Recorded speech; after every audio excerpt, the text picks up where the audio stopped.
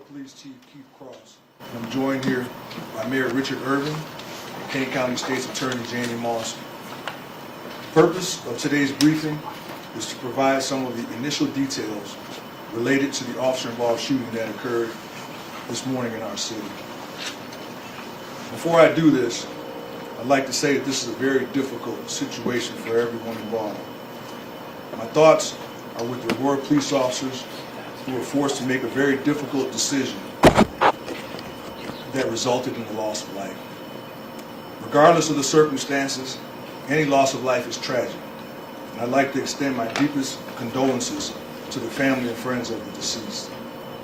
When incidents like these occur, we know it's the entire community that is affected, and we appreciate your patience and support throughout this process. As you know, this is extremely early in the investigation. Please understand that there are certain details and specific evidence that we cannot release at this time.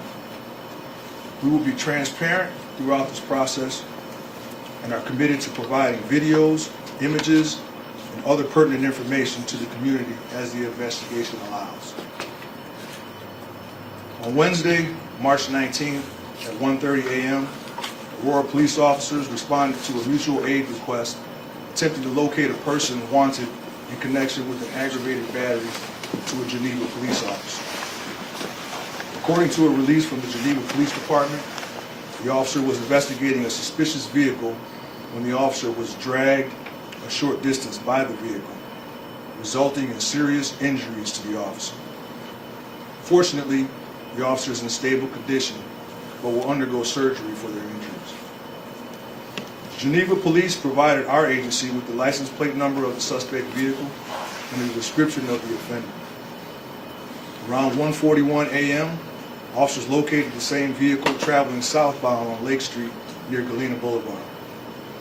Officers attempted to conduct a traffic stop on the vehicle, but the driver refused to stop.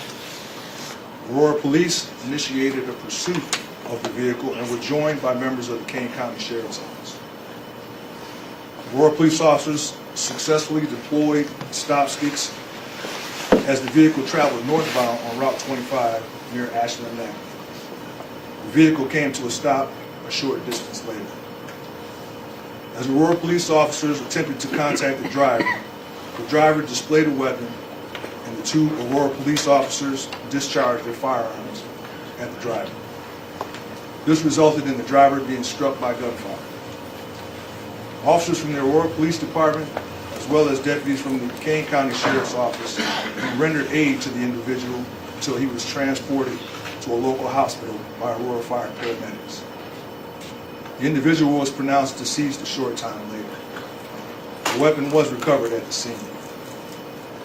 An investigation into the officer's actions is being conducted by the Kane County Major Crimes Task Force. Both officers involved in the shooting, as well as a third officer who was present during the shooting, have been placed on paid administrative leave, which is standard procedure for officer-involved shootings. We would like to thank Kane County Sheriff's Office, Kendall County Sheriff's Office, the Montgomery Police Department, and Aurora Emergency Management Agency for assistance provided throughout the incident.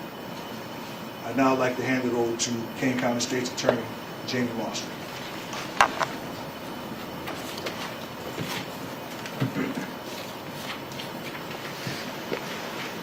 Good afternoon. I'm here to explain the process that will go on as a result of the officer-involved death that occurred this morning. Pursuant to the Illinois Police and Community Relations Improvement Act, there is a process in place when incidents such as this occur. This morning's event is being investigated by the Major County, as the Chief said, the Kane County Major Crimes Task Force. This task force is comprised of experienced law enforcement throughout the entirety of Kane County, but pursuant to the task force's procedures, no Aurora police officers will be a part of that independent investigation. Once complete, the task force will submit their findings to my office. I will then review that along with all of the evidence in whether or not there's a determination of the officers' actions and whether they were justified under Illinois law. It is important to note that this investigation will take time, potentially several months. Every officer-involved investigation that has something to do with a death must be examined carefully.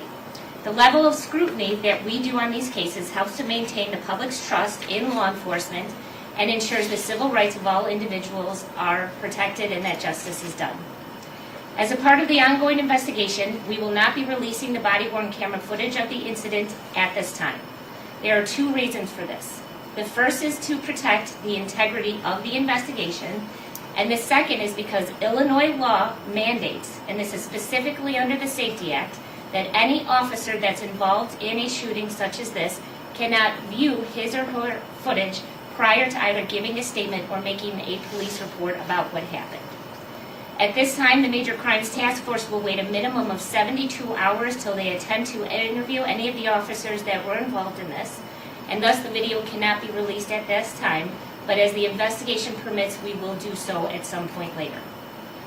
I would like to thank the Geneva Police Department and the Aurora Police Department for their cooperation in this process and the transparency they've shown throughout this investigation so far. I ask that we all allow this ongoing investigation to proceed without any interference. I want to end this by extending my thoughts and condolences to the family of the individual involved. While this is a tragic incident, it is something that our community together is going to suffer with that family. And I would also like to echo the words of Chief Cross regarding the Aurora Police Department and the efforts that were made by the police officers. Thank you. I will now turn this over to Mayor Richard Urban.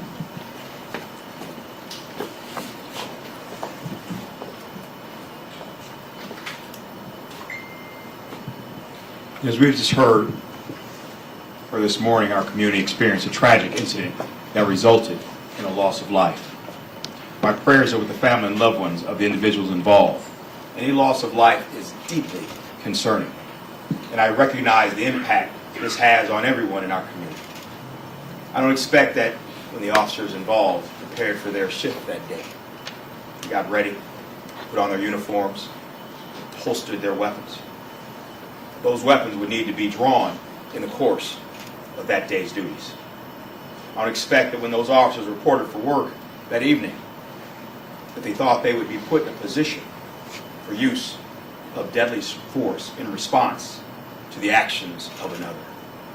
Yet, because of the actions of another, and only that person's actions, did this circumstance occur that escalated to a level prompting officers to respond accordingly. And even still, the officers immediately rendered aid, but tragically, the individual succumbed to the injuries. As stated by our Kane County State's Attorney, standard protocol in such incidents is that the Kane County Major Crimes Task Force takes over the investigation to ensure a thorough, transparent, and independent review of the officer's actions. Aurora remains a safe and strong community because of our dedication of our law enforcement officers and the trust we continue to build between them and our residents. Our officers undergo rigorous professional training to handle crisis situations with skill, judgment, and a commitment to protecting lives. Their training ensures that they are prepared to respond while prioritizing safety for all involved.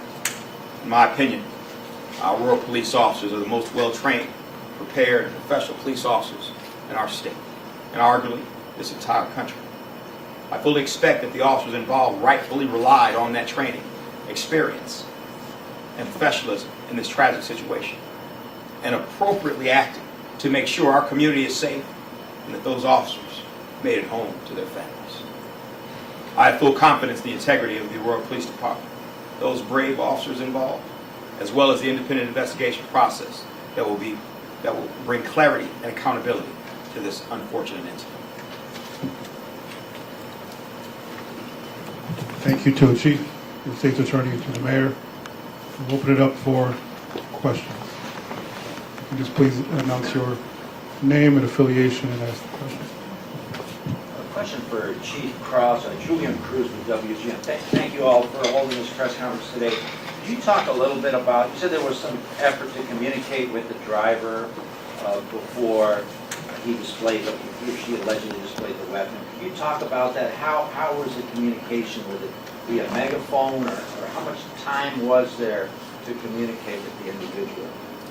As mentioned earlier, I can't go into too much detail about that. I can tell you that this all took place very rapidly, but I can't, because again, the ongoing nature of the investigation, I won't be able to provide you with specific details. What kind of weapon? Was it handgun? Was it long gun? What did he display? Again, I can't go into the specific details because you can't jeopardize the integrity of the investigation by giving out that information. What can you tell us about the suspect? Can you tell us an age or where he's from? Is he from the area? That information hasn't been released as well. What about, what can you tell us about the officers? How long have they been working for the Aurora Police Department, their ages, things like that? We're not releasing that information at this time. It looked like the license plates on the car might have been covered. Is that something that the driver did, or is that something that your officers did in securing the scene? I'm sorry, could you repeat that? The license plates on the driver's Honda looked like they may have been covered or something. Do you know anything about that? I have no idea about those details. So no age, no suspect, no sex, no hometown for the person who was driving. Right, we're not releasing that information. Are you confident at it's the this same person that was in the Geneva incident? time. We're pretty sure that we can connect those dots based upon the information that was given to us.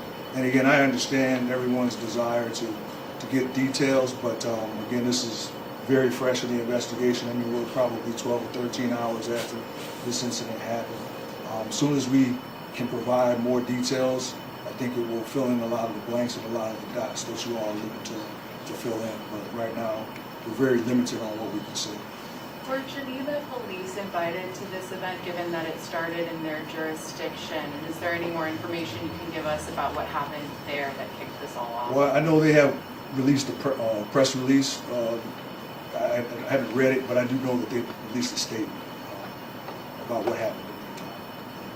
For State's Attorney Mosser, Sue Sarkowski's Daily Herald, you mentioned that the officers won't be interviewed for 72 hours. Correct. And why the 3 days? So the 3 days is standard in a traumatic situation such as a shooting for the officers, because we want to be able to give them time to recover from what has happened so that any statement, if given, is the best statement that can be given. And this is just something that we have done historically in policing to make sure that we understand the science of the brain and how trauma affects the brain. Of the officers who were actually on the scene, were there only of the 3 Aurora officers and the rest were, what's the total number of officers who were on the scene? And then was it just the 3 Aurora officers who were involved, so to speak, and the rest were King County Sheriff's deputies? Yes, the rest were King County Sheriff. I can't answer how many total were eventually there, but it had the 3 Aurora officers, and then King County was assisting them with the stop. And Geneva wasn't involved in any of this at all? No, Geneva was just in the beginning, put out a request for mutual assistance, gave out the information about the car. The car was then located by the Aurora Police Department, and it was just Aurora and County at that point that were stopping the vehicle. Have you all had any prior contact with this individual? That's not information we can give out at this time. Did the driver own that car, or is there any belief that that car might have been used in other crimes? More information, I'm sorry, we can't give out. It's a part of the investigation. What kind of vehicle was it? That's Maybe not it might even an answer I know, but we also probably couldn't give it out, Sue. We do not at this time. Did the suspect fire any shots? I think that was the same question.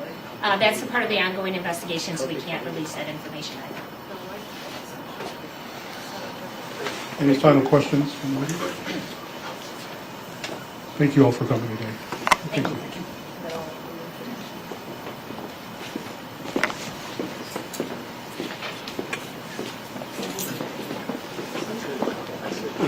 Yet another useless press conference.